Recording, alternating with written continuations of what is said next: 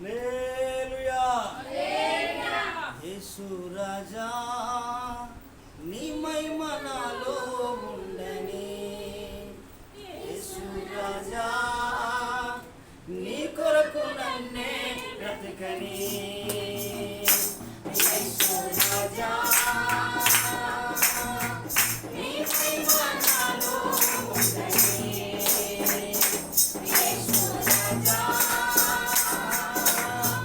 నీ కొరకు నన్నే బ్రతకని, నీ కన్నా నాకెవరు ఉన్నారని, నీ కన్నా నాకెవరు ఉన్నారని, నీ సాక్షిగా నేను బ్రతకాలని, నీ సాక్షిగా నేను బ్రతకాలని, యేసు రాజా నీ మహిమ నాలో ఉండని, యేసు రాజా నీ కొరకు నన్నే బ్రతకని. ప్రజలను హల్లెలూయా. దేవుని పరిశుద్ధమైన నామానికి మహిమ కలుగును గాక. సామెతల గ్రంథము 24వ అధ్యాయము 11వ వాక్యాన్ని మనం చదువుకుందాం. చావునకై పట్టబడిన వారిని నువ్వు తప్పించుము, నాశనమందు పడుటకు జోగుచున్న వారిని నువ్వు రక్షింపవా.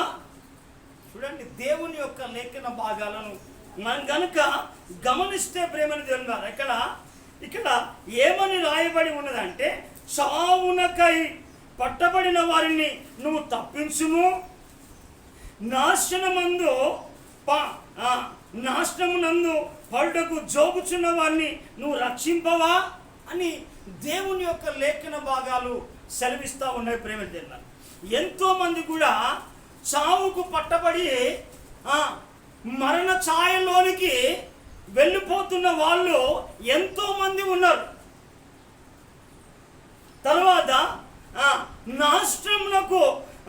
నాశనమందు పడ్డకు జోగుచున్న వాళ్ళందరూ ఎంతోమంది కూడా కోకొల్లలుగా ప్రజలు విచ్చలవిడిగా ఉన్నారు ఎక్కడ చూసిన లోకంలో. అయితే చూడండి ప్రియ దేవుని బిడ్డలారా, మనం గనక ఎందుకనంటే ఇక్కడ దేవుని యొక్క లేఖన భాగం ఎందుకంటే చావునకై పట్టబడిన వారిని నువ్వు తప్పించు. ఎందుకంటే చాలా మంది కూడా బైబిల్లో భక్తులు ఉన్నారు, వారికి ఒక సాక్ష్యం ఉన్నది. ఇర్మియాకు ఒక సాక్ష్యం ఉన్నది, మోషేకు ఒక సాక్ష్యం ఉన్నది, తర్వాత దావీదుకు ఒక సాక్ష్యం ఉన్నది, తర్వాత ప్రతి ఒక్కరికి కూడా సాక్ష్యం ఉన్నది. ప్రేమను తెలియాలి, దేవుడు కూడా నశించిపోతున్న దాన్ని వెతికి రక్షించడానికే దేవుడి లోకానికి వచ్చాడు. నువ్వెప్పుడో నాశనమానికి మరణానికి నువ్వు లోనైనప్పుడు నిన్నెప్పుడో చేయి పట్టాడు, కాపాడాడు, ప్రతి పరిస్థితి నుంచి కూడా తప్పించాడు. కానీ ఏమైపోతుందంటే ఈనాడు దేవుని యొక్క రక్షణను నిర్లక్ష్యం చేసి ఎలాంటి బాధ్యత లేకుండా క్రైస్తవ సమాజము తయారైపోయింది, దైవజనులు తయారైపోయారు, తర్వాత విశ్వాసులు తయారైపోయారు. ఎలాంటి భారము కానీ ఎలాంటి బాధ్యత కానీ ఎవరికి కూడా లేని వాళ్ళు ఏం చేస్తున్నారు, ఆ స్థితిలో అనేక మంది జీవిస్తున్నారు. ఏ భారం లేదు వాస్తవంగా. అనేకుల జీవితంలో ఇలాంటి స్థితిలో ఉన్నది కాబట్టిగానే ఎక్కడ చూసినా కానీ మరణాల సంఖ్య పెచ్చిమీరిపోతూ ఉన్నది. నాశనాలు ఎక్కడ చూసినా ప్రమాదాలు అపాయాలు కూడా పొంచి ఉన్నాయి. ప్రేమ దేవుని గారు, కానీ దేవుడు నిన్ను నన్ను రక్షించింది ఎందుకు? నిన్ను నన్ను రక్షించి నీకు రక్షణనిచ్చి నిన్ను ఎందుకు నిలబెట్టిండు అని అంటే, దేవుడు ఆయన నిన్ను ఒక పరిమళ సువాసనగా ఎందుకు నిలబెట్టాడో మనం గమనించాలి చాలా జాగ్రత్తగా. ఎందుకంటే ప్రభువైన యేసుక్రీస్తు ఎందుకనంటే ఆయన ఏం చేసిందంటే నిన్ను పరిమళ సువాసనగా ఉంచడానికి ఆయన బలిగాను అర్పణముగాను తండ్రి అయిన దేవునికి అప్పగించుకున్నాడు. హల్లెలూయా. అయితే ప్రభు అప్పగించుకున్నప్పుడు మనం కూడా దేవుడు ఇచ్చిన రక్షణను కొనసాగించడానికి, దేవుని యొక్క సంకల్పము నెరవేర్చడానికి ఆత్మల భారం కలిగి ఉండాలి, ఆస్తుల భారం కాదు. ఇంకా ఎంతకాలము కుటుంబ భారమే కాదు, కుటుంబం భారం ఓకే, కానీ ఎంతకాలం దేవుని యొక్క సంకల్పం, దేవుని యొక్క ఉద్దేశం, దేవుని యొక్క ఆలోచన నెరవేర్చేది ఎన్నాడు మనం గమనించాలి. చాలా మన జీవితం మనం చాలా జాగ్రత్తగా మనము దేవుని యొక్క లేఖనాలు ఏం మాట్లాడుతూ ఉన్నాయి. ఎందుకంటే ఇక్కడ అంటాడు, చావునకై పట్టబడిన వారిని నువ్వు తప్పించుము.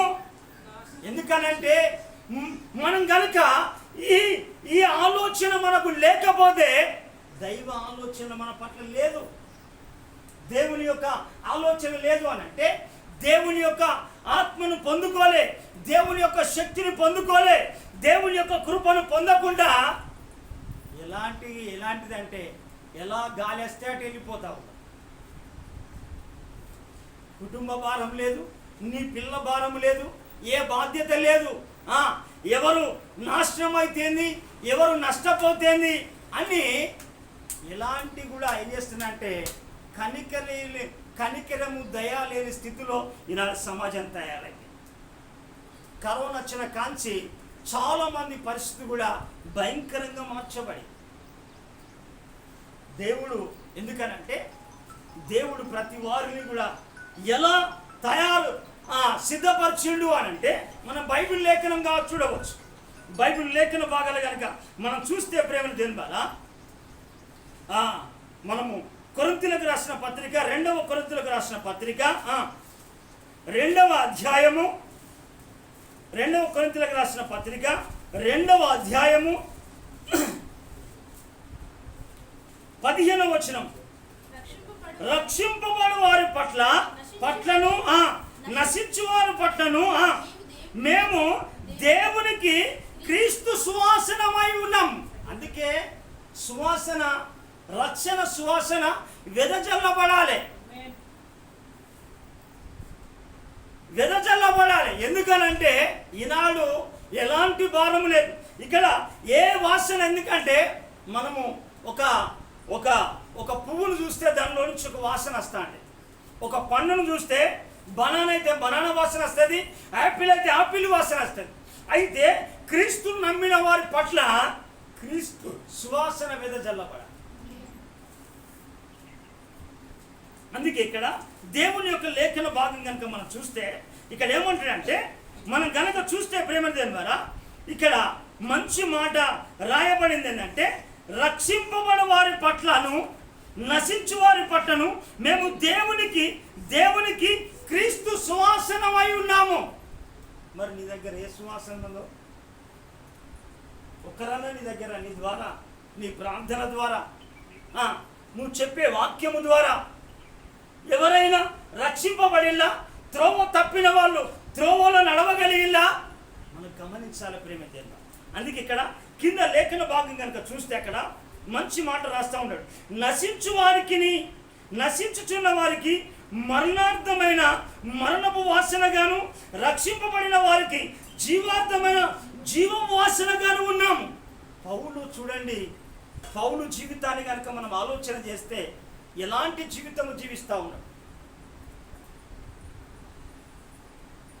ఎందుకనంటే ఒకప్పుడు హింసకుడు, హానికరుడు అయినప్పటికీ కూడా ఆ పౌలు నేను దేవునికి క్రీస్తు సువాసనగా ఉన్నా. ఎందుకనంటే మరణిస్తున్న వారికట మరణపు వాసనగా ఉన్నాడట. తర్వాత ఏంటంట, రక్షింపబడిన వారికి జీవార్థమైన జీవపు వాసనగా ఉన్నాం. నీ దగ్గర మరణం ఉంటే వాళ్ళు మరణం అవుతారు, నీ దగ్గర జీవం ఉంటే వాళ్ళు జీవిస్తూ ఉంటారు. అందుకే ప్రేమను దేవులారా, మన జీవితంలో మనం కూడా ఇలాంటి మనం దేవుని యొక్క లేఖన భాగాలు కనుక చూస్తే ఎంతోమంది జీవితంలో మనం చూడవచ్చు. మన జీవితాన్ని మనం చాలా జాగ్రత్తగా మనం గమనిస్తాం. ఈరోజు దేవుని యొక్క లేఖన భాగాన్ని కనుక మనం చూస్తే ప్రతి వాళ్ళం కూడా దేవునికి సాక్షులుగా బ్రతకాలి. నీ సాక్ష్యము లేదు. ఎందుకనంటే నేను ఒక మాట సామెతగా చెప్తా. కుక్క తింటది తిరుగుతుంది, తిని తిని తిరుగుతుంది, చస్తుంది, దానికి ఏమీ విలువ లేదు వాస్తవం.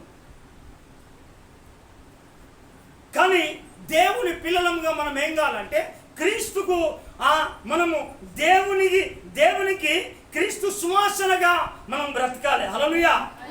ఎందుకనంటే ఈ సమాజంలో కరోనా కాంచి మొదలు పెడతా అంటే చూస్తే ఈనాడు ఎంతో మంది క్రైస్తవ దేవుని పిల్లలు, ఎందుకనంటే దేవుని నుండి దారి తొలగిపోయిన వాళ్ళు ఎంతో మంది ఉన్నారు. తర్వాత ఆడడానికి లేచిన వాళ్ళు ఉన్నారు, తినడానికి లేచిన వాళ్ళు ఉన్నారు, తిరగడానికి లేచిన వాళ్ళు ఉన్నారు. దైవ సన్నిధిలో నుంచి యోనలాగా పారిపోయిన ఎంతో మంది యోనాలు ఉన్నారు. మనం చాలా జాగ్రత్తగా ఉండాలి. కానీ సమాజం ఎందుకనంటే ప్రమాదము అక్కడికి వచ్చిందంటే ఇక్కడి దాకా కూడా వస్తుంది. ఎందుకనంటే మనము ఆయన కట్ట ఎప్పుడు వేయాలంటే నీళ్లు రాకముందుకే కట్టేయాలి, కానీ నీళ్ళు వచ్చినాక కాదు నువ్వు కట్టేస్తే. నువ్వు కట్టబడుతూ అనేకుల్ని కట్టడానికే దేవుడు నిన్ను ఏర్పాటు చేసుకున్నాడు. హల్లెలూయా. కాబట్టి సత్యాలను మనం గమనించి చాలా జాగ్రత్తగా మనం గమనించాలి బ్రదర్లా. ఎందుకనంటే దేవుడు ఎంతో మంది కూడా ఈనాడు ఏమైపోతా ఉన్నారు మనం చాలా గమనించాలి. అయితే మనం దేవుని యొక్క లేఖన భాగం చూద్దాం. చూడండి, నిర్గమకాండము 32వ అధ్యాయము. చూడండి 32వ అధ్యాయము. ఇక్కడ ఒక సంభవాన్ని మనం ఇశ్రాయేలు చరిత్రలో ప్రజలను మనం చూడవచ్చు ప్రేమేంద్ర. అయితే 32వ అధ్యాయము 6వ వచనంలో కనుక చూస్తే మరునాడు వారు ఉదయం లేచి దహన బలులను సమాధాన బలులను అర్పించిరి.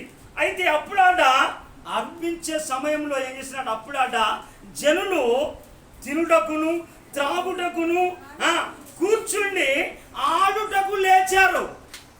తిండికి ఓకే, ఆటకు ఓకే, తర్వాత తాగడానికి ఓకే, కూర్చునడానికి ఓకే, పడుకోవడానికి ఓకే, పారిపోవడానికి ఓకేగా ఉన్నారు, కానీ బలులు అర్పించడానికి లేదు. హల్లెలూయా. ఎందుకనంటే ఏ బలి, ఎందుకంటే ప్రార్థన బలి అనేది లేదు. మనం చూస్తే అబ్రాహాము బలిపీఠం కట్టి ప్రార్థన చేశాడు, మోసే బలిపీఠం కట్టి ప్రార్థన చేశాడు. ఎందుకనంటే ఎలాంటి బలులు, ఎందుకనంటే ఆ బలుల ద్వారా దేవునికి సమీపంగా అయింది, కానీ దేవుని నుంచి దూరం కాలేదు. దూరం అయిపోయిందంటే వాళ్ళు ఏమైపోతారంటే దేవుని యొక్క సన్నిధిని, దైవ సంకల్పాన్ని నిరాకరించిన వాళ్ళే. మన కింద మాట కనుక చూస్తే ఇంకొక మాట చూద్దాం. మనం కింద 7వ వచనం 8వ వచనం కనుక చూస్తే అక్కడ మోసే దిగి ఆ దేవుడు అంటాడు, యెహోవా మోసతో ఇట్లనను, నువ్వు దిగి వెళ్ళము, ఐగుప్తుని నువ్వు రప్పించిన నీ ప్రజలు చెడిపోయిను, ఆడి చెడిపోయింది, తిని చెడిపోయింది. అయితే ఇక్కడ చూస్తే వాళ్ళు ఏమైపోయినాడంటే అక్కడ ప్రజలు రప్పించిన నువ్వు నడిపించిన ప్రజలు చెడిపోయినాయా. ఎందుకు అనంటే ఇక్కడ కనుక చూస్తే నేను వారికి నియమించిన త్రోవ నుండి తొలగిపోయిలో. వాళ్ళు దేవుడు నియమించిన త్రోవ నుంచి వాళ్ళు ఏమైపోయినంటే తొలగిపోయిలో.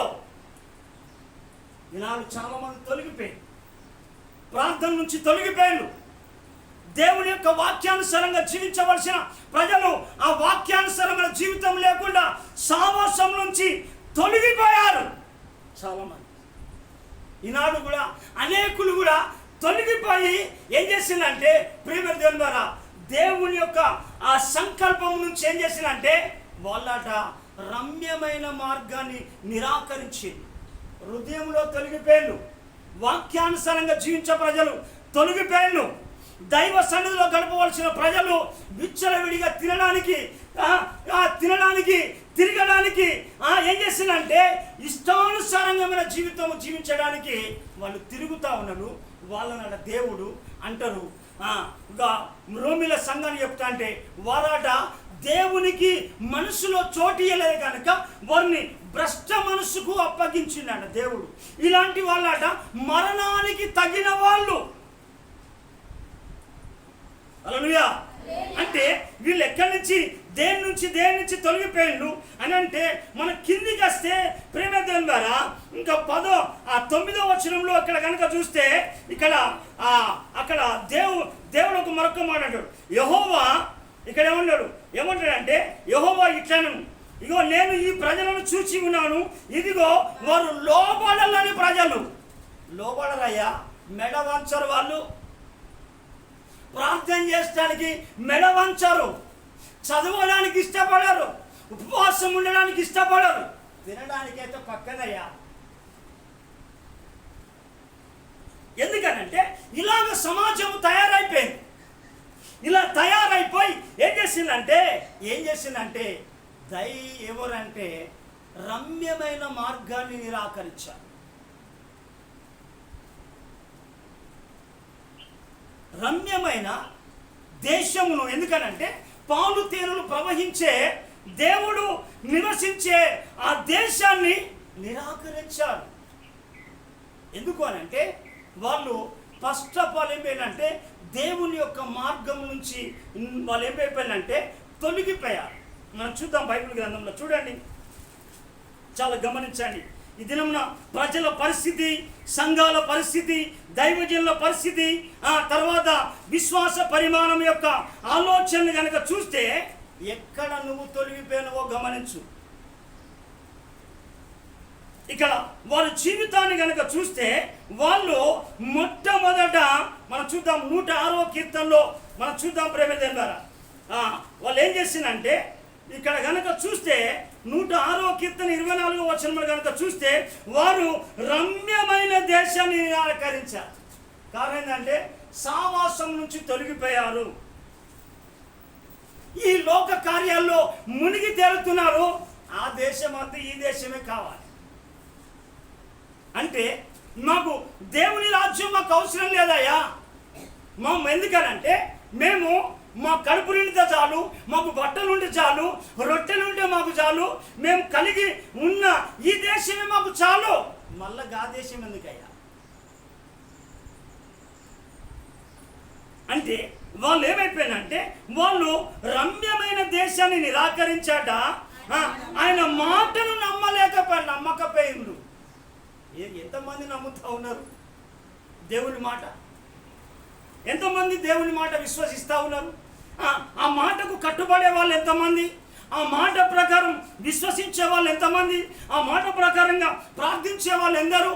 ఆ మాట ప్రకారంగా ముందుకు సాగి వారి జీవితాన్ని మార్చుకున్న వాళ్ళు ఎంతమంది? మనం గమనించాలి, నువ్వు ఏ స్థానంలో ఉన్నావో మనం గమనించాలి. అయితే మనం మొదట రమ్యమైన మార్గాన్ని వాళ్ళు నిరాకరించాట. మనం కనుక ఇక్కడ మనం చూస్తే అదే అధ్యాయంలో కనుక మనం కనుక చూస్తే ప్రేమ దేవుని ద్వారా 43వ వచనం కనుక చూస్తే దేవుడు అనేక పర్యాయములు ఆయన వారిని విడిచిండు. ఎందుకనంటే ఇలాంటి ప్రజలనే దేవుడు చెయ్యి విడిచాడు. చెయ్యి విడిస్తాడు. నీ చెయ్యి విడిచిపోకుండా నువ్వు జాగ్రత్త కలిగి దేవుని మార్గంలో ఉన్నాడు. ఎందుకనంటే వాళ్ళు అనేక పర్యాయములు ఆయన వారిని విడిపించాడు. తర్వాత అయినను వారు తమ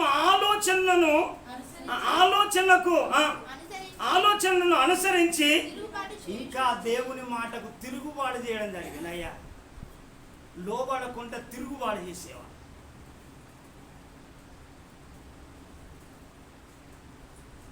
లోబడకుండా ఏం చేసిందంటే వాళ్ళు తిరుగుబాటు చేస్తూ వచ్చిండు.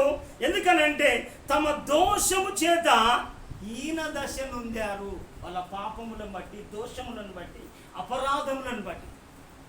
అంటే చూడండి ప్రేమ దేవ, ఎందుకు అని అంటే వాళ్ళు ఆ మార్గంలో తొలగిపోయి అన్యులతో సహవాసం చేశారు. అక్కడ 35వ వచనం, అన్యజనులతో సహవాసం చేసి వారి క్రియలు నేర్చుకున్నారు. ప్రజల హల్లెలూయా. అయితే వారి క్రియలు నేర్చుకొని ఇక్కడ 22వ వచనంలో కనుక చూస్తే ఎర్ర సముద్రం వద్ద భయం పుట్టించు క్రియలను చేసిన తమ రక్షకుడైన దేవుణ్ణి మర్చిపోయారు. హల్లెలూయా. అంటే కారణం ఏంటంటే రమ్యమైన దేశాన్ని నిరాకరించారు. తర్వాత మరొక మాట చెప్పాలంటే వాళ్ళు దేవుని యొక్క సంకల్పాన్ని కూడా నిరాకరించారు. చూడండి బైబిల్లో లూకా సువార్త 7వ అధ్యాయం, లూకా సువార్త 7వ అధ్యాయం దేవుని సంకల్పం 7వ అధ్యాయం 30వ వచనంలో కనుక చూస్తే చూడండి, అక్కడ పరిసయ్యులు ధర్మశాస్త్ర పరిషత్తులు అతని చేత బ్యాప్తిసం పొందక కూడా అయితే తమ విషయమై దేవుని సంకల్పమును నిరాకరించింది. కాబట్టి అట ఈ తరము మనుషులను నేను దేనితో పోల్చుదును? చూడండి, దేనితో పోల్చును? వారు దేన్ని పోలి ఉన్నారని దేవుని యొక్క లేఖన భాగం సెలవిస్తూ ఉన్నది. ప్రేమ దేవుని మనం చాలా గమనించాలి. ఎందుకనంటే ఎలాంటి ప్రపంచం, ఎందుకనంటే దేవుని పిల్లలు ఏ మార్గంలో నడుస్తూ ఉన్నారు? దేవునిని నమ్ముకొని దేవుని మార్గంలో నడిచి తొలగిపోయి యోనాలాగా దేవుని సన్నిధిలో నుంచి పారిపోయి ఉన్న వాళ్ళు కూడా చాలా మంది ఉన్నారు. ఈనాడు కూడా అనేక మంది కూడా క్రైస్తవ సమాజం, ఎందుకనంటే ప్రార్థించవలసిన ప్రజలు, దేవునితో నడవలసిన ప్రజలు ఏమాత్రం కూడా తిరుగుబాటు చేసేవారుగా ఉన్నారు. ప్రజలు హల్లెలూయా. ఎందుకనంటే దేవుని యొక్క సంకల్పం, దేవుని యొక్క ఉద్దేశం ఎలాగా ఉన్నది? ఎందుకనంటే చావునకు పట్టుబడిన వారిని నువ్వు తప్పించుము, నాశనమందు జోగుచున్న వారిని నువ్వు రక్షింపవా అంటే ఎందుకనంటే ఈ వీళ్ళ దగ్గర ఏమైపోయిందంటే రక్షించే సామర్థ్యము లేదు, రక్షించడానికి ప్రార్థన శక్తి లేదు, వాళ్ళకు వాక్యాన్ని ప్రకటించే వాక్యము లేదు వీరి దగ్గర. వెళ్ళడానికి వీరి మార్గము ఏ మార్గము అంటే వీరు దేవుని మార్గంలో లేరు, దేవుని ఆలోచన కలిగి లేరు, దేవుని శక్తి కలిగి లేరు, దేవుని అభిషేకం కలిగి లేరు. కాబట్టి దేశం ఏమైపోతుందంటే, ఎందుకంటే ఏమైపోతుంది? చావునకు పట్టబడిన, ఎందుకనంటే మరణ ఛాయల్లో ఉన్నది చాలామంది, చావునకు పట్టబడి ఉన్నది. ఎందుకంటే అపవాదం ఏం చేస్తుందంటే, వాళ్ళని ఏం చేస్తుందంటే అక్కడ వాళ్ళని అక్కడ పీక బట్టి ఇట్లా ఏం చేస్తుందంటే పట్టి ఉన్నది అపవాదం. వాళ్ళని తప్పించాలంటే ప్రార్థన శక్తి కావాలి, ప్రార్థన అభిషేకం కావాలి, దేవుని యొక్క వాక్యం కావాలి. అయితే ఈనాడు పరిస్థితులు ఏం చేస్తుందంటే ఎవరికి భారం లేదు. బైబిల్లో ఒక వ్యక్తి ఉన్నాడు, చాలా ఇంపార్టెంట్ వ్యక్తి. ఆ వ్యక్తి నేనే అనుకుంటే నీ ద్వారా అనేకులను రక్షిస్తాడు దేవుడు. హల్లెలూయా. ఆయన ఎలాంటి వ్యక్తి అని అంటే ఆయన చాలా ఒక బలం కలిగిన వ్యక్తి. ఆయన ఎలాంటి వ్యక్తి అంటే మనం చూడవచ్చు. మనం చూడండి ప్రేమ, హెబ్రీయులకు రాసిన పత్రిక 11వ అధ్యాయము 24, 25 వచనం కనుక మనం చూస్తే ఇక్కడ చాలా దేవుని యొక్క లేఖనం. హెబ్రీయులకు రాసిన పత్రిక 11వ అధ్యాయం 24వ వచనం నుండి 26 వరకు. మోషే పెద్దవాడైనప్పుడు విశ్వాసమును బట్టి ఐగుప్తు ధనము కంటే క్రీస్తు విషయమైన నింద గొప్ప భాగ్యం అనుకున్నాడు. నెంబర్ 1 పాయింట్ అది. మోషే ఏం చేసిందంటే పెద్దవాడు అయిపోయింది. ఎందుకనంటే దేవుల్లో ఎదగడం ప్రారంభించి ఏం చేసిందంటే ఆయన పెద్దవాడైనప్పుడు తనకున్న విశ్వాసం బట్టి, ఎందుకనంటే ధనం పైన కాదు నా విశ్వాసం, లోకం పైన కాదు నా విశ్వాసం, లేకుంటే దేనిపైన నా జ్ఞానం పైన కాదు నా విశ్వాసం, లేకుంటే ఈ లోకమైన వాటి మీద కాదు విశ్వాసం. మోసకున్నది ఏంటంటే అతని విశ్వాసమును బట్టాట ఐగుప్తు ధనము కంటే క్రీస్తు విషయమైన నింద గొప్ప భాగ్యం అని ఎంచుకున్నాడు. మరి నువ్వు చెప్పాలి క్రీస్తు కొరకు ఎలాంటి నింద. ఎందుకనంటే ఆయన విశ్వాసమును బట్టి ఐగుప్తు ధనమే. ఎందుకనంటే ధనము ఎందుకనంటే పని చేయాలి అని అంటే యాకోబు జీవితం ఎక్కడికి అయిపోయింది ఎరికేనా? యాకోబు ఏం చేసిందంటే లాబాను దగ్గర 21 సంవత్సరము వెట్టి సాకిరి చేసిండు. ఎందుకనంటే దేవుని సంకల్పం యాకోబు పట్ల ఉన్నది, దేవుని పట్ల యాకోబు పట్ల దేవుని ఉద్దేశం ఉన్నది. సాకిరి చేసిండు కానీ సంపాదన అంతా తన ఇంట్లో లేదు. ఆ ఇంట్లో ఉన్న వ్యక్తి బాగుపడతాడు కానీ ఈయన బాగుపడతలేడు. ఆయనకి ఎండకి ఎండుతా ఉన్నాడు, మంచుకు దడుతా ఉన్నాడు, ఆఖరికి అయిపోయిందంటే క్షీణించిపోతున్నాడు. కానీ యాకోబు బాగుపడతలేడే, దాసత్వములోనే ఉన్నాడు. ఏంటంటే పనే కనుక, ఎందుకనంటే ఇక పని చేయాలి అని అనుకున్నాడు. తర్వాత యాకోబు బాగుపడ్డట్టుగా అక్కడ లేడు. ఆది ఖండంలో కనుక మనం చూస్తే యాకోబు అక్కడ ఏం చేసిందంటే యాకోబు మనుషులు వాడుకుంటున్నాడు. యాకోబు దేవుడు వాడుకోవట్లేదు. కొంతమందిని మనుషులు వాడుకుంటారు, కొంతమందిని సైతాను వాడుకుంటా అంటది, కొంతమంది వాళ్ళు దేనికి వాడబడకుండా నిస్సాయ స్థితిలోనే ఉంటారు. ఎందుకనంటే దేవుని యొక్క ఆలోచన లేరు, దేవుని శక్తిని కలిగి లేరు. ఎందుకనంటే వాళ్ళకు ప్రార్థన లేదు కదా. మోసే విశ్వాసం ఏంది?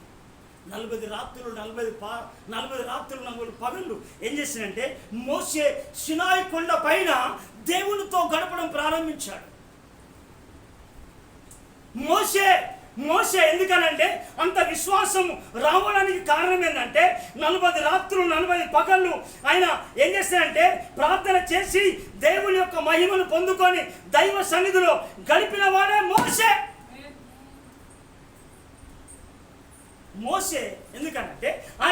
ఎందుకనంటే ఈ ఐగుప్తు అంటే ఈ లోకంలో ధనమ దయ నాకు విశ్వాసం ఉన్నది. ఎందుకంటే విశ్వాసమును బట్టి ఐగుప్తు ధనం కంటే క్రీస్తు విషయమైన నింద గొప్ప భాగ్యం అని ఎంచుకున్నాడు. ప్రేమేంద్ర ఎందుకనంటే ఈనాడు సమాజం ఏమైపోయిందంటే సాపిగా జరగాలి, సేపుగా ఉండాలి, నాకు ఏ చిన్న మాట కూడా తాకద్దు, నా కింద చిన్న ముళ్ళు కూడా కూర్చోద్దు, చిన్న అవమానం కూడా జరగకూడదు, చిన్న నిందలు కూడా రాకూడదు, చిన్న అవమానం. ఎందుకనంటే యేసును కనడానికి ఒక కన్యక గర్భం దాల్చింది. పురుషుని ఎరగంది క్రీస్తుని కనడానికి, పరిశుద్ధిని కనడానికి ఎన్ని నిందలు మోసింది, ఎన్ని అవమానాలు మోసింది. మనం క్రీస్తు గురించి ఒక్క నింద, ఒక్క అవమానం అయితే చూడండి. ఎందుకనంటే ఇక్కడ ఏమంటాడంటే క్రీస్తు ఐగుప్తు ధనము కంటే క్రీస్తు విషయమైన నింద గొప్ప భాగ్యం అని ఎంచుకున్నాడు.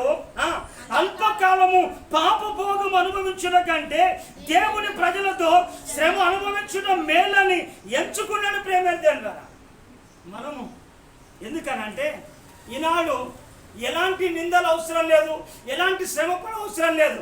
ఎందుకనంటే బైబిల్ చెప్తా ఉన్నది. కొంతమంది ఎందుకనంట కొంతమంది మనము సామెతల గ్రంథంలో చూస్తే ఆమె అనుకుంటుంది, ఆమె పని చేయకుండా, ఆమె చేతులతో పని చేయకుండా భోజనము చేయదా. మనం మరొక మాట కనుక చెప్తే మరొక భక్తుడు అంటాడు. ఇక్కడ మనము గనుక చూస్తే కొంతమంది ఎలాంటిదట వాళ్ళ జీవితంలో ఏం చేస్తారంటే వాళ్ళు పని చేయకుండానే కొంతమంది భోజనం చేస్తూ అంటారు. వాళ్ళ విషయమై జాగ్రత్త సుమే అని చెప్పేసి బైబిల్లో లేఖనము తెలియపరుస్తూ ఉన్న ప్రేమ. ఎందుకనంటే మనము దేవుని పిల్లం కనుక మనము ఎలాంటి జీవితము మనం జీవిస్తున్నామో మనం గమనించాలి. ఎందుకనంటే కొంతమంది ఏ పని చేయకుండానే ఏం చేస్తారట, వాళ్ళు భోజనాలు చేస్తూ ఉంటారు. అంటే వీళ్ళు ఏ పని చేయకుండా వాళ్ళకేం కావాలి, ధనం రావాలి, ధాన్యం రావాలి. కానీ మోసకున్న బాధ్యత ఏంటంటే ఎందుకంటే ఐగుప్తు ఆయన తన విశ్వాసమును బట్టి ఐగుప్తు ధనము కంటే క్రీస్తు విషయమైన నింద గొప్ప భాగ్యం అనుకున్నాడు. నాకు నిందలు రావటమే గొప్ప, అవమానం రావడమే గొప్ప. కానీ ఈనాటి సమాజానికి ఏంటంటే మాకు ఎలాంటి నిందలు వద్దు సార్, ఎలాంటి శ్రమ పడని అవసరం లేదు. అంటే వీళ్ళు ప్రార్థనలో శ్రమ పడరు, ఉపవాసం ఉండడానికి ఇష్టపడరు, కన్నీరు కార్చడానికి ఇష్టపడరు, తర్వాత సువార్త ప్రకటించడానికి ఇష్టపడరు. నశించిపోతున్న ఆత్మల పట్ల ఎలాంటి భారము లేదు. కానీ మోసకున్నది, మోసకు ఉన్నది. అందుకే మనం కనుక చూస్తే ఆయన ఈనాడు మనం కనుక పౌలును కనుక మనం చూస్తే చూడండి, 1 కొరింథీయులకు రాసిన పత్రికలో పౌలు కనుక మనం చూస్తే పౌలు జీవితం ఎలా ఉన్నదో మనం చూద్దాం. 1 కొరింథీయులకు రాసిన పత్రిక 4వ అధ్యాయము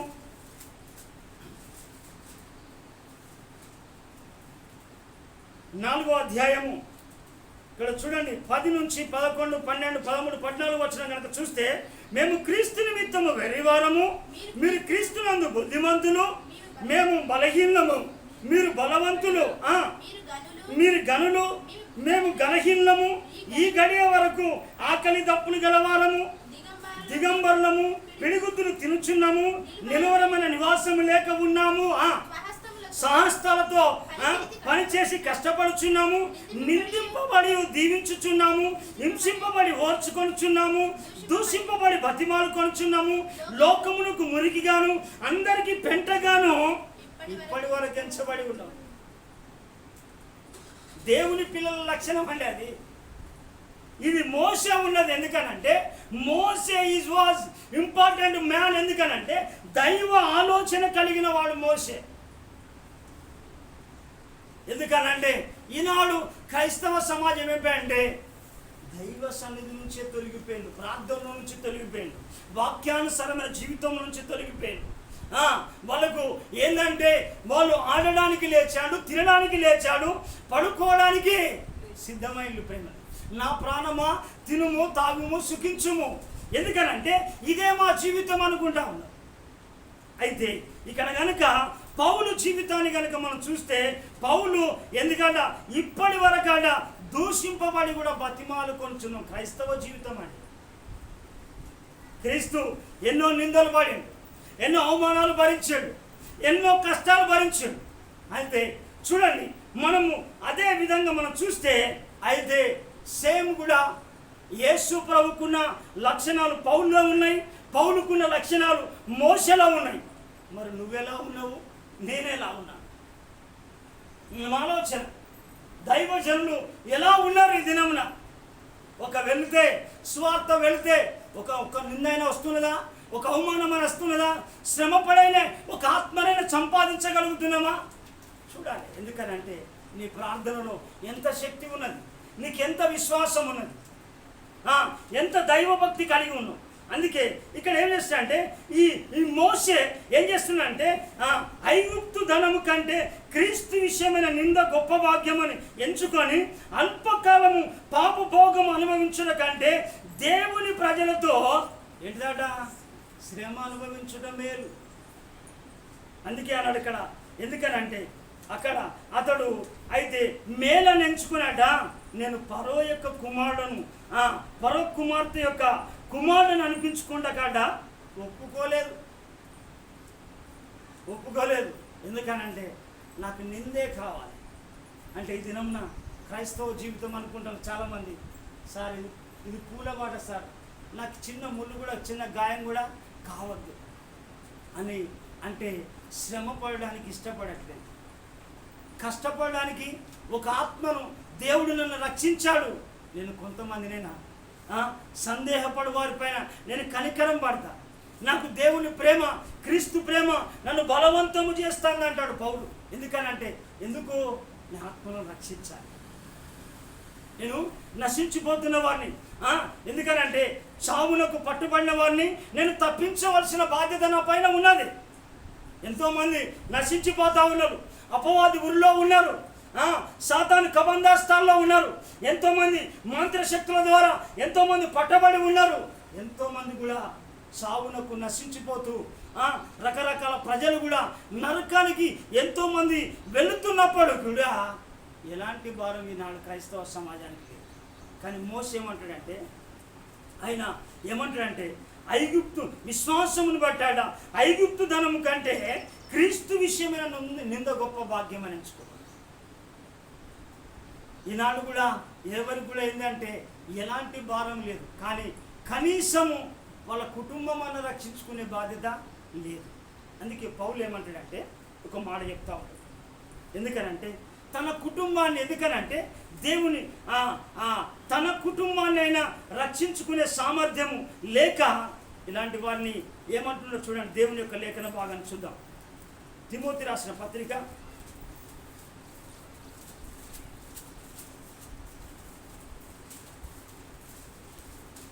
1 తిమోతి రాసిన పత్రిక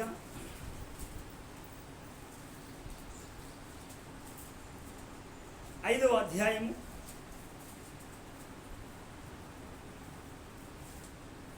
8వ వచనం.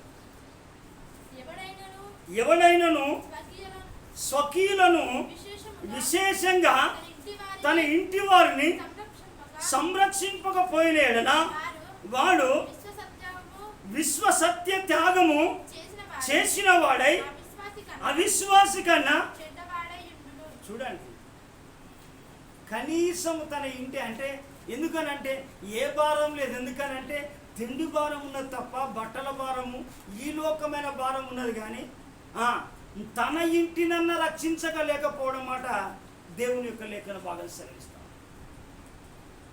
ఎందుకనంటే విశ్వాసి అయిన భార్య ద్వారా అవిశ్వాసి అయిన భర్త పరిశుద్ధపరచబడి అంటే తన ప్రార్థన ద్వారా ఇతరులు ఏమైపోతాంటారు, రక్షింపబడతాడు. అయితే మోషే ఎందుకనంటే మోషే ఎలాంటి జీవితం కలిగి ఉన్నాడంటే, ఎందుకనంటే క్రీస్తు విషయమైన నింద గొప్ప భాగ్యం. ఎందుకనంటే అలాంటి ప్రజలను రక్షించడానికి ఆయన మోషే ఏమంటాడంటే మోషే దేవుణ్ణి బతిములాడుకునే పరిస్థితికి వచ్చేసాడు. చూడండి మోషే, చూడండి అదే 32వ అధ్యాయంలో మోషే ఏం చేస్తున్నాడు, బతిములాడుతూ ఉన్నాడు దేవుణ్ణి. అయ్యా ఈ ప్రజల గురించి ఏమంటుండే ఇక్కడ మోషే ఏం చేస్తున్నాడో చూడండి.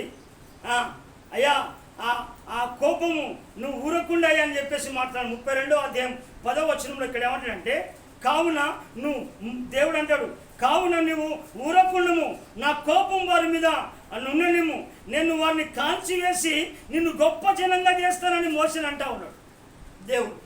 అయితే మోషే ఏమంటున్నాడు, మోషే తన దేవుడైన యెహోవాను బతిమాలుకుంటా ఉన్నాడు. అంటే నశించిపోతున్నాయా, ఎంతోమంది నశించిపోతూ ఉన్నది, నా కుటుంబంలో వాళ్ళు కూడా నశించిపోతూ ఉన్నారు, ఎంతోమంది నశించిపోతూ ఉన్నారు అని అన్నప్పటికీ కూడా దేవుడు ఏం చేస్తున్నాడంటే ఆ దేవుని యొక్క కోపానికి మోస ఏమైపోతాడు, ఆ కోపం చల్లార్చడానికి అడ్డుపడతా ఉన్నాడు. అక్కడ చూడండి, అయ్యా ఏమంటే మోసే యెహోవాను బతిమాలుకొని, యెహోవా నీ మహాశక్తి వలన, నీ బాహుబలం వలన ఐగుప్తులోని రప్పించిన నీ ప్రజల మీద నీ కోపం ఎలా మండనేలా. చూడండి కారణం అంటా ఉన్నాడు. ఎలాగనయ్యా, ఎందుకనంటే ఆల్రెడీ దేవుని కోపానికి ఒక్కసారిగా కనుక చూస్తే, మనం 28వ వచనంగా చూస్తే 3000 మంది కూలిపేర్లు ప్రేమ దేవుని కోపానికి. అయితే ఇక్కడ కనుక చూస్తే భూమి మీద నుండి వాళ్ళని నశింప చేయనట్లు కీడు కొరకే వాళ్ళని తీసుకొని పోయినని ఐగుప్తులు ఎలా చెప్పుకుంటారయ్యా అని దేవుని కోపాన్ని బతిమలాడుతున్నాడు. నీ కోపాగ్నిని మల్లుకో దేవా అని ఏం చేస్తాడంటే దేవుణ్ణి బతిమలాడుతూ ఉన్నాడు మోషే. ఎలా అంటే ప్రార్థన ద్వారా బతిమలాడుతూ ఉన్నాడు, ఉపవాసం ద్వారా బతిమలాడుతూ ఉన్నాడు, రాత్రులు ప్రార్థన చేస్తూ ఉన్నాడు. అయ్యా నీ కోపం ఏందయ్యా అని చెప్పేసుకొని నీ కోపాన్ని మల్లుకో, ఈ ప్రజలకు కీడి చేయక వారి గురించి సంతాప పడుమని బతిమలాడుతూ ఉన్నాడు మోషే. ఎందుకనంటే మోషే భారం కలిగిన వాడు, బాధ్యత కలిగిన వాడు. యేసు ప్రభు కూడా ఏం చేస్తాడంటే ఆయన పుట్టినప్పుడే ఏం చేస్తాడంటే ఈయన సమాధానకర్త, ఇతని పైన భుజముల పైన రాజ్యభారం ఉన్నది అని అంట. అయితే ఈ మోషే కూడా దేవుని భారం కలిగిన వాడు, పౌలు కూడా ఏం చేసిందంటే పౌలు కూడా భారం కలిగిన వాడు. ఇంకొక మాట కనుక మనం చూస్తే మనము యిర్మీయా కూడా, ఎందుకంటే నా జనులకు కలిగిన నేను నాశనాన్ని చూడగా నా కన్నీళ్లు ఏరులై పారెను. చూడండి విలాప వాక్యములు చూడండి ప్రేమ దేవుడా. నా జనులకు కలిగిన నాశనమును చూడగా నా కన్నీరాట ఏమైపోయింది, నా కన్నీరు ఏరులైపోయింది. అంటే ఈ దినం చాలా మంది జీవితంలో ఏమైపోయిందంటే యిర్మీయా లాగా కన్నీరు కార్చే వాళ్ళు చాలా తక్కువ. చూడండి నా జనులకు కలిగిన నాశనము చూడగా, చూడండి విలాప వాక్యములు 3వ అధ్యాయము 48వ వచనమా, నా జనులకు కలిగిన నాశనమును నేను చూడగా నా కన్నీరు ఏర్లై పారుచున్నది. చూడండి ఎందుకంటే చూడండి ఇక్కడ అంటాడు కింది కూడా, యెహోవా దృష్టించి ఆకాశము నుండి చూచు వరకు నా కన్నీరు ఎడతెగ కారుచుండును. అంటే అంటే వాస్తవంగా ఏంటంటే కన్నీరు కార్చే వాళ్ళు కావాలి, నశించిపోతున్న ఆత్మల పట్ల భారముతో ప్రార్థించే వాళ్ళు కావాలి, అలాంటి మోషన్ లేవాలి. అలాంటి యిర్మీయా కొరకే దేవుడు ఎదురు చూస్తున్నాడు. అందరి కొరకు కాదు దేవుడు చూసేది, అందరి కొరకు కాదు. ఇలాంటి వారి కొరకే మోషే లాంటి వారి కొరకు ఎదురు చూస్తూ ఉన్నాడు, పౌలు లాంటి వారి కొరకు ఎదురు చూస్తూ ఉన్నాడు, యిర్మీయా లాంటి వారి విజ్ఞాపన కర్తల కొరకు చూస్తూ ఉన్నాడు. ఎందుకనంటే వాళ్ళకు ఎందుకంటే చావునకు పట్టుబడే వారిని తప్పించే వాళ్ళు ఎవరు, నాశనమందుకు జోగుచున్న వారిని రక్షించే వాళ్ళు ఎవరు అని అంటే వారి పక్షంగా దేవుడు నిలబడడానికి, వారి పక్షంగా వారికి సహాయం చేయడానికి దేవుడు ఎదురు చూస్తా ఉన్నాడు. అందరి కొరకు కాదు, అందరి కొరకు కాదు. అందుకే ఈ మోషే అంత మాత్రమే కాదు, దేవుడు అలాగనే బతిములాడుతుంటే కూడా ఏమైపోయిందంటే వాళ్ళ జీవితంలో కనుక చూస్తే అక్కడ ఆఖరికి 3000 మంది దేవుని కోపానికి కూలిపోయినప్పటికీ కూడా ఏం చేసిందంటే ఇంకా ఏమంటున్నంటే దేవుణ్ణి ఇంకా మోసే బతిమలాడుతూ ఉన్నాడు. ఎలా? ప్రార్థనతో, అయ్యా ఈ ప్రజలను రక్షించయ్యా, ఈ ప్రజలను కాపాడయ్యా, ఈ ప్రజలకు విడుదల దయచేయ్యా, ఈ ప్రజలకు విమోచన దయచేయ్యా, ఈ ప్రజలకు రక్షణ దయచేయ్యా, ఈ ప్రజలకు శాంతి సమాధానం దయచేయ్యా, ఈ ప్రజలు చెడిపోయిన వాళ్ళయ్యా, పాపము చేసిందయ్యా, వీళ్ళు పాపము భయంకరమైన పాపం చేసినారయ్యా, దేవా నీ మార్గంలో నుంచి నడిచి వీళ్ళు అయ్యా తప్పిపోయినారు ప్రభాని ఎంతో భారం కలిగి మోసే ప్రార్థన చేస్తా ఉన్నాడు. ఆఖరికి దేవుడు స్పందించట్లేదు, దేవుడు వినట్లేడు. మోసే నువ్వు తప్పుకో, నేను వీళ్ళందరినీ ఎందుకంటే నాశనం చేసేస్తా, నిన్ను గొప్ప జనంగా చేస్తాం మోసే అంటే, మోసే అంటాడు, మోసే ఏమంటాడు చూడండి, మోసే ఇక్కడ ఏమంటాడు చూడండి, చూడండి అదే నిర్గమకాండం 32వ అధ్యాయం 32వ వచనం. అయ్యో నీవు వారి పాపమును ఒకవేళ పరిహరించితివా, లేని ఎడల నీవు రాసిన నీ జీవ గ్రంథములో నుండి నా పేరును తుడిచివేమని బతిమాలు కొంచున్నాడు. ఎంత మోస భారం కలిగిన వాడు ప్రియదేవులారా. అంటే చూడండి, అయ్యా ఏమంటాడు, వీరి యొక్క పాపాలు పరిహరిస్తేవా చాలు, వీరిని క్షమిస్తేవా చాలు, లేదంటే నీవు రాసిన గ్రంథములో నుండి, నీ జీవ గ్రంథములో నుండి ఏమంటున్నాడు, నా పేరును తుడిచివేయి అని చెప్పేసి బతిమాలు కొంటా ఉన్నాడు. ఎందుకనంటే అందుకు యెహోవా ఏంటనంటే యెహోవా ఎదుట దేవా నా ఎదుట పాపము చేసిరు, అయితే వారిని నా గ్రంథంలో నుండి తుడిచివేయమని దేవుడు మాట్లాడతా అంటే వాళ్ళ పేరు కాదు దేవా, నా పేరు తీసివేయమని చెప్పేసి మాట్లాడతాం. ఇలాంటి వారు ఎందుకనంటే చూడండి ప్రేమ మరా, ఈనాడు సమాజం అయిపోయిందంటే దేవుని మార్గంలో నుంచి తెలిగిపోయింది. ఈ మోసే ఎవరు అని అంటే మనం గమనించవచ్చు. ఈ మోసే చాలా ఇంపార్టెంట్ అయిన వ్యక్తి. ఈ మోసే ఎవరు అని అంటే ప్రేమ ద్వారా నీటి నుంచి తీయబడినవాడు.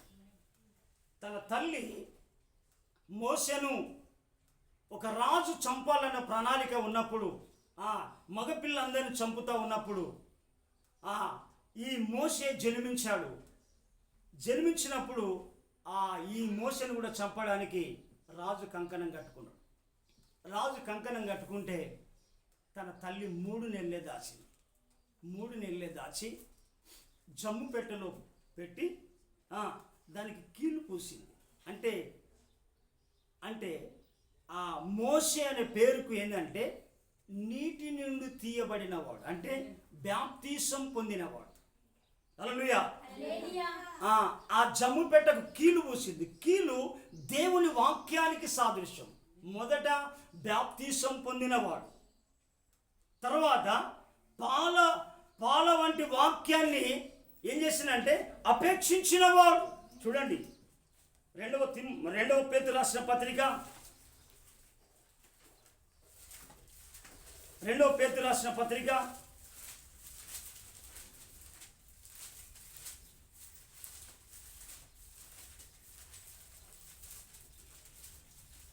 1 పేతురు రాసిన పత్రిక 2వ అధ్యాయము 1 పేతురు రాసిన పత్రిక 2వ అధ్యాయము చూడండి, అక్కడ 3వ వచనం. కొత్తగా జన్మించిన శిశువును పోలిన వారై నిర్మలమైన వాక్యమును పాల వలన రక్షణ విషయంలో ఎదుగు నిమిత్తము ఆ పాలను అపేక్షించుడి అనంటే ఆ కీలు దేవుని యొక్క వాక్యానికి సాదృశ్యం. వాక్యము ద్వారా మోసే పెంచబడిండు, ప్రార్థన ద్వారా పెంచబడిండు మోసే. తర్వాత ఒక సందర్భంలో ఆయన మోసే మరలా ఐగుప్తుకి వచ్చినప్పుడు ఆ ఐగుప్తుడు హెబ్రీని కొడుతుంటే ఆవేశంలో ఏం చేసినంటే ఒక వ్యక్తిని ఆయన కొట్టడం జరుగుతాం. అప్పుడు ఏమైపోయిందంటే రాజుకు ఆ విషయం తెలిసేసరికి ఈ మోసే ఏమైపోతాడంటే ఈ మోసే పారిపోవడం స్టార్ట్ అయింది. మోసే పారిపోతాడు. ఈ మోసే ఎవరు చూడండి, అపోస్తుల కార్యము 7వ అధ్యాయము 22వ వచనం. మోసే ఐగుప్తుల సకల విద్యలను అభ్యసించి మాటల యందును కార్యముల యందు ప్రావీణుడై ఉన్నవాడు. మోసే ఏంటంటే సకల విద్య ప్రావీణ్యత కలిగిన వాడు. మాటల ఎందైనా కార్యాల వందైనా ప్రావీణ్యం కలిగిన వాడంటే దాంట్లో 6 తేరిన వాడు మోసే. అయితే ఈ మోసే ఏమైపోయాడు, ఎక్కడికి వెళ్ళిండు అని అంటే తర్వాత ఆయన మోసే ఆ ఫరోకు తెలిసేసరికి ఏం చేసిందంటే ఆ ఐగుప్తుని కొట్టే చంపేసరికి ఎక్కడికి వెళ్ళిపోయాడు అంటే అరణ్యానికి వెళ్ళాడు. అరణ్యానికి వెళితే ఈ అరణ్యానికి వెళ్ళిన తర్వాత అరణ్యంలో ఏమైపోయాడంటే అరణ్యంలో మోసే తాను మొత్తం కాల్ చేసుకున్నాడు. హల్లెలూయా. ఏమైపోయాడు, కాలి చేయబడిండు. కాలి చేయబడిండు. సకల విద్య ప్రావీణ్యత కలిగిన వాడు కాలి చేసుకున్నాడు. ఎందుకనంటే తన సబుద్ధిని ఆధారం చేసుకోనలే, దేవుని అధికారం అంతని కూడా ఒప్పుకున్నాడు. మనం చూడండి, సామెతల గ్రంథం 3వ అధ్యాయంలో ఒక మాట అంటాడు, నీ సబుద్ధిని ఆధారము చేసుకొనవద్దు అంటాడు. సామెతల గ్రంథం 3వ అధ్యాయము 5వ వచనము 6వ వచనం. నీ సబుద్ధిని ఆధారము చేసుకొనక నీ పూర్ణ హృదయముతో యెహోవా యందు నమ్మిక ఉంచుము, నీ ప్రవర్తన అంతటి యందు ఆయన అధికారములకు ఒప్పుకో అని అంటే మోసే ఏం చేసిందంటే మిద్యాను అరణ్యములో ఏం చేసిందంటే కాలి చేయబడ్డాడు. కాలి చేయబడ్డాడు. హల్లెలూయా. ఏం చేసింది మోసే, ఏం చేసిందంటే కాలి చేయబడ్డాడు. కాలి చేయబడిండు. ఎందుకనంటే కాలి చేయబడిండు ఏంటంటే మిద్యాని అరణ్యం అని అంటే మన తెలివితేటలు ఖాళీ కావాలి, మనకున్న జ్ఞానం ఖాళీ కావాలి, మనకున్న మానవ ఆలోచనలు ఖాళీ కావాలి, మనకున్న స్వబుద్ధి ఖాళీ కావాలి. ఖాళీ అయితేనే దేవుడు వాడుకుంటాడు.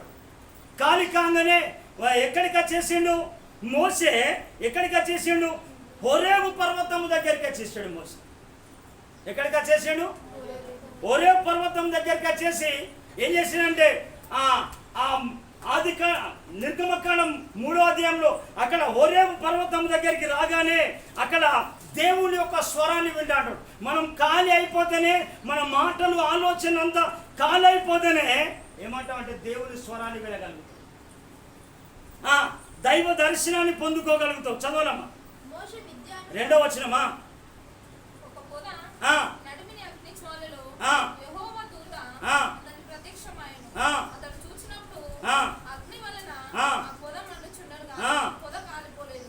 అప్పుడు మోషే పొద ఏల కాలిపోలేదు, నేను ఆ తట్టు వెళ్ళి గొప్ప వింత చూచేదని అనుకోలేను.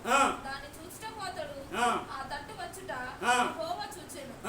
దేవుడు ఆ పొద నడుమ నుండి మోషే మోషే అని అతన్ని పిలిచాడు. చూడండి, మోషే మోషే అని పిలిచినప్పుడు మోషే ఏం చేశాడంటే అందుకు అతడు చిత్తం ప్రభు అని చెప్పేసి లోబడిండు, ప్రేమేంటి అన్నారు. ఎందుకనంటే నీటి నుంచి తీయబడిండు. తర్వాత మిథ్యాన అరణ్యంలోనంటే సకల విద్య ప్రావీణ్యత కలిగిన వాడు, మాటల యందు ప్రావీణ్యత కలిగిన వాడు, నాకు అంత తెలుసని అని ఏం చేయలేదు. తర్వాత అంత ఖాళీ అయిపోయినప్పుడే దేవుని యొక్క ఆత్మ అతనికి, ఆయన ఆత్మతో నింపబడని చేసిండు. మొత్తం ఖాళీ అయిపోయింది, లోకం ఖాళీ అయిపోయింది, లోకార్చలు ఖాళీ అయిపోయినాయి. తన బుద్ధి పోయింది, తన మాటలు పోయినాయి, తన ఆలోచన పోయింది, అంతా మొత్తము ఖాళీ అయిపోయింది. ప్రేమని తెలుసా, ఖాళీ అయిపోతేనే దేవుడు అంటే మోషేను పిలవడం స్టార్ట్ చేశాడు. మోషే మోషే, నీ నిలుస్తున్న స్థలం ఏంటిది? అది పరిశుద్ధమైన ప్రదేశం. నీ కాళ్ళకున్న చెప్పులు విడువ అంటే నీ పాపాన్ని విడువు అని మోషతోటి నేరుగా దేవుడు మాట్లాడాడు. ఇంకా కొద్దిగా నీకు మలినం ఉన్నది, దాన్ని తీసివేయి అని చెప్పేసి. అయితే అదంతా తీసివేసుకున్న తర్వాత ఒక దినమున ప్రజలు నశించిపోతా ఉన్నప్పుడు ఏం చేసినంటే దేవుడే దిగి వచ్చి ఆ ప్రజల యొక్క బాధను చూసేసి మోషే ఏమంటాడంటే నువ్వు ఫరో యొద్దకు వెళ్ళయ్యా అని చెప్తా ఉంటాడు. అక్కడ 3వ అధ్యాయం 11వ వచనంలో గట్టిగా చదువు.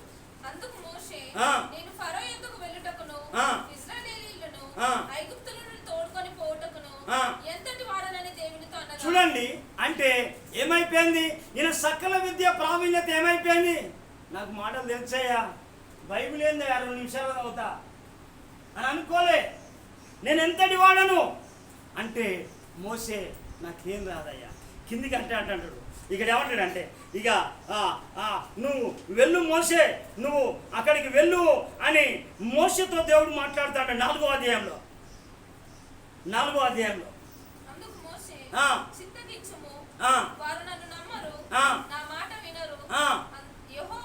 చూడండి ఇక్కడ ఎందుకంటే అందుకు మోసే చిత్తగించు, వారు నన్ను నమ్మరు, నా మాట వినరు, యెహోవా నీకు ప్రత్యక్షము కాలేదు అని ఉత్తరమేగా యెహోవా అంటాడు నీ చేతిలో ఉన్నది ఏంటిది అని అడిగినప్పుడు కూడా ఏమంటాడంటే ఇంకా మోసే ఏం చేస్తాడంటే అయ్యా ఇంకా అన్ని విషయాలు చెప్తా ఉంటాడు, అన్ని విషయాలు చెప్తా ఉంటాడు.